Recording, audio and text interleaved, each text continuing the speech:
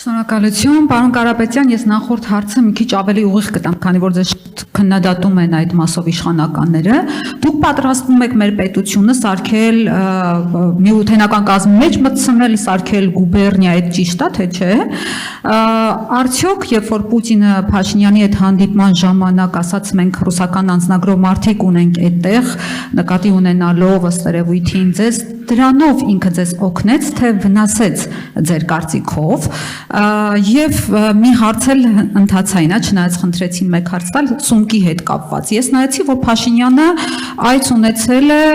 Չինաստան 2019 թվականի մայիսին եւ 2025 թվականի օգոստոս-սեպտեմբեր ամիսներին։ Ինձ հետաքրքրում է այդ սումկի ազդեցությունը ինչքան է պահպանում ձեր կարծիքով եւ արդյոք դրանից առաջ հալյուցինացիաներ չեք տեսել Փաշինյանի մոտ։ Շնորհակալություն։ Սնկի ազդեցությունը ես չգիտեմ, որովհետև չեմ փորձել, բայց ինձ թվում է սրացումները սկսվում են կուլ տալուց անմիջապես հետո։ Ինչ վերաբերվում է Պուտինի ու Փաշինյանի խոսակցությանը, ես չեմ ուզում մեկնաբանել տարբեր երկրների ղեկավարների խոսակցություններին, բոլորը իրենց կարծիքը ունեն, Պուտինը իր կարծիքը հայտնեց, Մակրոնը եկավ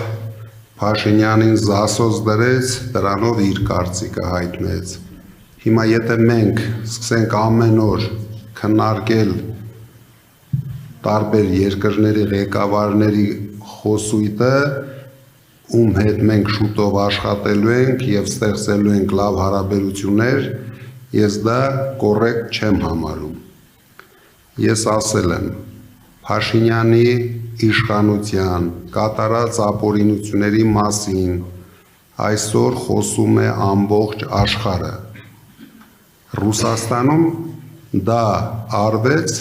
ամենաբարձր մակարդակով։ Դա չի նշանակում, մենք չգիտենք Մակրոնը ինչ է ասել Փաշինյանին։ Այ որ իմանանք ինչ է ասել, տեսնեք, որ նորից խոսել են անարդարություններից, ապօրինություններից։ Մյուս հարց։ Գուբերնիա եւ միութենական պետության կազմի մեջ մտցնել։ Մենք դարձնելու ենք Հայաստանը տարածաշրջանի ամենազարգացող, ամենաակտիվ, ամենագեղեցիկ, ամենահարուստ երկիրը։ Մնացած բոլոր խոսույթները դա իրենց մասին է։ Հենց Փաշինյանը վերընտրվեց, մենք ոչ թե Ռուսաստանի գուբերնիա ենք դառնալու ենք Ադրբեջանի գուբերնիա, քանի որ հիմա ինքը հանդես է գալիս Ադրբեջանի մարզպետի դերում։